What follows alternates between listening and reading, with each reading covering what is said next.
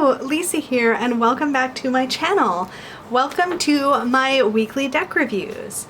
So this past week, I have been working with, I'm throwing things, the gorgeous Herbcrafters Tarot by Joanna Colbert, Powell Colbert, and written by Latisha Guthrie. So Joanna is the artist, and Latisha Guthrie did the guidebook for this deck.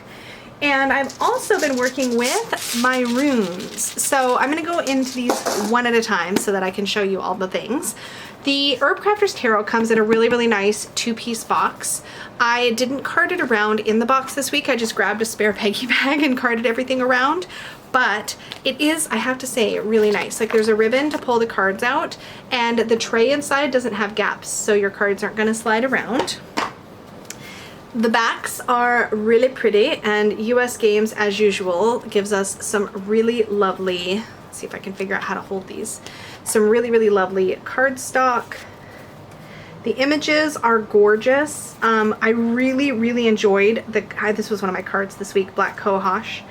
I found that what I enjoyed doing this week with this deck was pulling a card each day and then learning as much as I could about that herb. So I used it kind of as I intended, as a bit of a study deck to dive deeper into my herbal practice.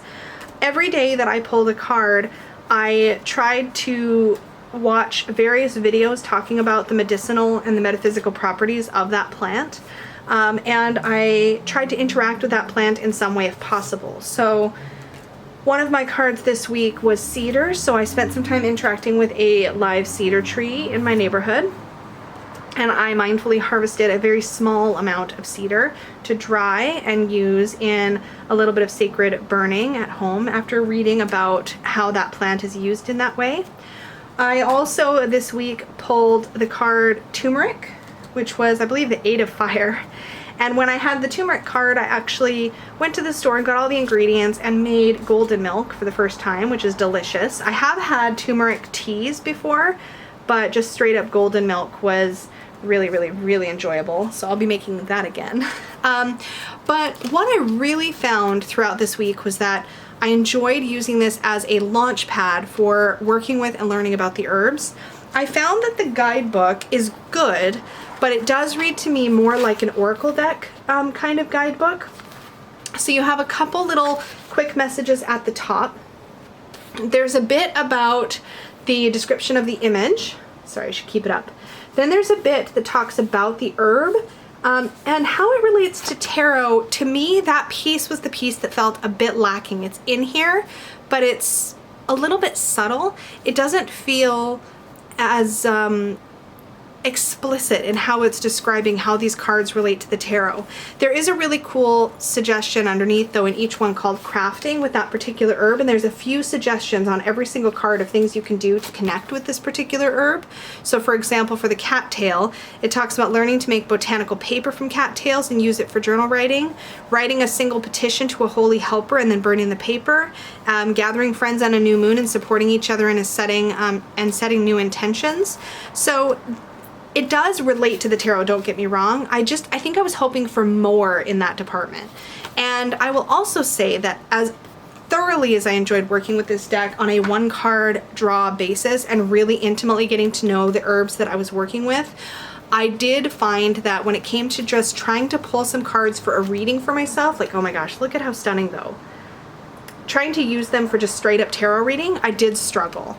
And while I feel like I know the meanings of the cards just by the titles well enough, I did feel like that's how I needed to use them. So if I pulled 3 cards, I wasn't able to easily see anything in the artwork in many cases, not all cases, that would help give me the meaning of the tarot card beyond my remembering what that tarot card means. Does that make sense?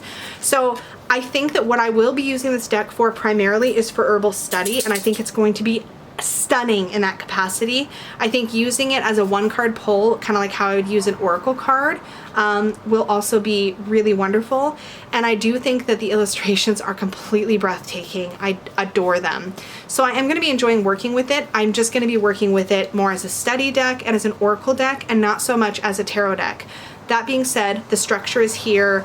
Everything makes sense when you want to dive into it in that way. It just required more of a leap for me than I want to make when I'm just reaching for a working deck. So for tarot specifically. So love it, absolutely love it, but I do want to use it in that particular way. So beautiful deck. I do think that if you are curious about herbs, if you want to work more with herbs, this is such a stunning deck to add to your collection. And I definitely recommend it. The cardstock is really nice. It's US Games, so it's quite a stiff cardstock. And I will say that a lot of times with the US Games, when I first get a deck and I unwrap it, it gets a little bit of that bend to it, just a little bit from shuffling. And then as it sits in my home for a bit, that sort of softens out and it doesn't do that anymore. So it's doing that a little bit, but the stock is really nice and thick. I love it.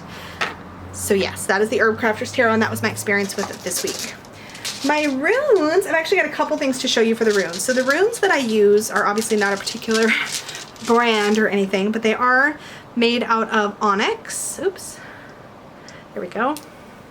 And they are lovely and smooth. Oh, I just pulled the blank rune. That's not helpful. I'm probably not even holding this one right because I'm still learning about runes. But I keep them in this really cute little mini Peggy bag that she made me a long time ago. It's got this cute little like ladybug. Uh-oh, I knew I was gonna do that. Inside. But I actually had a lot of fun working with these and pulling them alongside tarot. So these may be staying in my kit a little longer because pairing these with my tarot 1-card draws was really a great experience this week. I felt like a lot of the runes were echoing the messages I was pulling from the cards, and so it felt very synchronistic and harmonious, I guess. So I really enjoyed that. But what I did, because I have no idea what the runes actually mean, is that every day when I would pull my rune, I would reach for, let me show you this in the box, that would make more sense. So I talked about these last week. These are the Rune learning cards. These are by Living Magick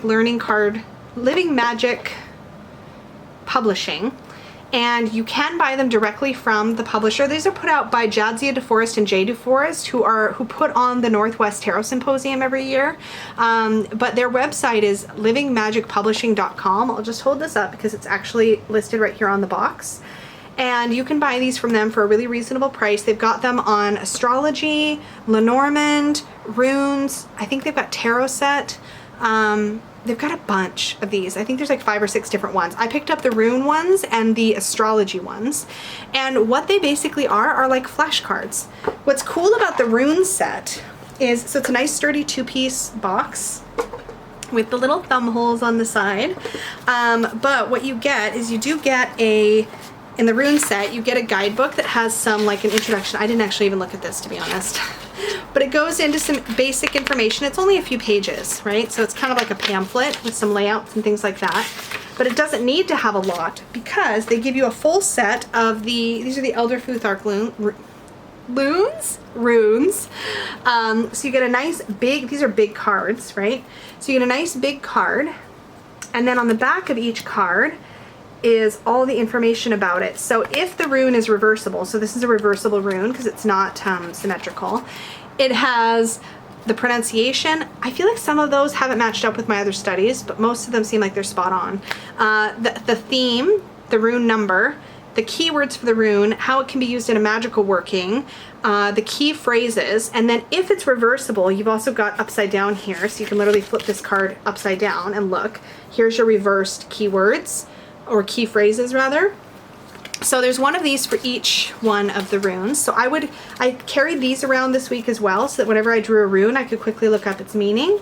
And then I would go to Nina Shuffle Tarot's rune series and watch her video describing that rune. And depending on the day, I also did further Googling to read more articles about what that rune meant, how it could be interpreted, and I just got some really juicy tidbits. So I think I'm going to keep this as part of my practice for a little bit longer. We'll see. I'm going to keep it in my kit and see how often I actually reach for it, but I really enjoyed that. Now this particular set also comes with some blank, I think there's, oh no, this is the blank rune. Right, because there's a blank rune, so that needs to live there. But then it also comes with a whole other set of the runes that do not have anything on the back. And I'm assuming that is so that you can either write your own information on them or so that you can test your knowledge further. So there's 2 full sets of these cards. one set with the information on the back and one set that is blank on the back, which I think is really, really cool. I keep them separated in my little box here. The blank ones I'm not using right now. So I put those in the bottom. Then I put the artist like card and the guidebook. And then I put the cards that I'm actually working with on the top. If I'm working with a deck that's in a Peggy bag though, I just throw these in whatever Peggy bag has the deck that the tarot deck that I'm working with. That's what I did this week and that worked great. So I may do that some more. So the reading cloth I used, this one is one of my favorites. This came about because Peggy found some fabric that had this Starburst design somewhere in its pattern and cut it out just the Starburst and made me a Starburst cloth, and I love this. When I put a card in the center, it looks so pretty. Yeah, it also has like a faux suede on the other side, which I love. Look at this dog. He's just like rolling. What you doing, Bruno? Look at that belly. Okay, anyways, here's what I'm going to be working with this coming week. So the tarot deck that I'm going to be working with is in this pretty holographic bag that used to hold something else, but now it holds this. And that is the Heartful Spirits Tarot. This is an independent deck. I'm not 100% sure at the time I am filming this if this is a deck. Sorry for traffic. Why do people have loud cars? Why? Why? Anyway, I purchased this from somebody secondhand, but I really love it. It's totally my aesthetic. These sweet figures and these bright colors, and there's keywords on the bottom for upright and reversed. I'm really looking forward to getting to know this deck a little bit this week, so we'll see how she reads for me. I feel like it's going to be really good. It makes me smile to look through it. Knight of Coins, upright commitment, and reversed restlessness. And he's riding a unicorn. I mean, I'm not sad about it. Let's be honest. I should hold these up. That'll be easier. Yeah, these are really cute. So I'm looking forward to getting to know this deck and seeing how it reads for me, but I feel like this is totally my aesthetic. I'm really happy to have it in my collection, and it just has this really gentle energy to it so far. So we'll see how it reads. I like my decks, even when they are really sweet in their art, to be straightforward and balanced, so we'll see how it does. These are what the backings look like. And they feel thin, but they feel like they may have a bit of a linen finish. There's definitely a bit of texture when I catch it in the light just right, where I feel like, I don't know. If you have this deck and you know what the cardstock is, actually, can you let us know down below? Because I'm actually not sure. But I could always look it up, I suppose. It does come with a little guidebook and some extra cards. So it's like a little white book kind of guidebook. And there is an extra card. This has a sun on one side and a moon on the other, which I like.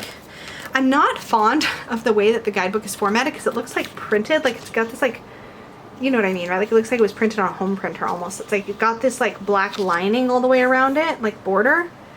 And that bugs me. I don't know why. But it does. And it just kind of has this, I don't know how to describe it. It's got a bit of a cheap feel to it, the little guidebook. But I mean, I don't really care and I don't rely on these too much. So we'll see what I think of the contents. But yeah, I'm really excited to play with this and to see how it performs for me. So that is the tarot deck I'll be working with this week. Again, holographic bag, can't beat it. And then the Oracle deck I'm going to be working with this week is my Oracle of Unicorns. This one is so pretty. I don't have the box or the guidebook handy, so I don't remember who it's by, but it is a Blue Angel deck. It feels almost, I gotta make sure I don't get glare. Oh, maybe straight on's not so bad. But it's almost photographic in its clarity. Yeah, it's so pretty. And there's just sweet messages at the bottom. I love me some unicorns. This is also one of my favorite deck edging jobs that I've ever done because look at all the pretty colors. They all match this like really pretty Aurora Borealis on the back. Yeah, so I haven't worked with this one in a long time, so it feels like returning to an old friend, and I'm excited to use this. And I think it'll be lovely next to the Heartful Spirits. It just has that lighter vibe to it, so that will be really fun to play with this week. I will let you know how it works out. That is it. Oh wait, and of course, the reading cloth I'm going to be working with, because I just couldn't resist, is my Playful Unicorns fabric reading cloth. This one has a really pretty purple on the back But look at those happy little unicorns. It's so cute, right? So yeah, that's what I'm going to be working with this week. And that is it for my weekly deck reviews. Thank you for hanging out with me. I will see you all again for a recap of how all of this stuff worked out next weekend. There will be videos in between, of course, but I hope you have a really great week, and I will talk to you all really soon. Thanks, guys. Bye.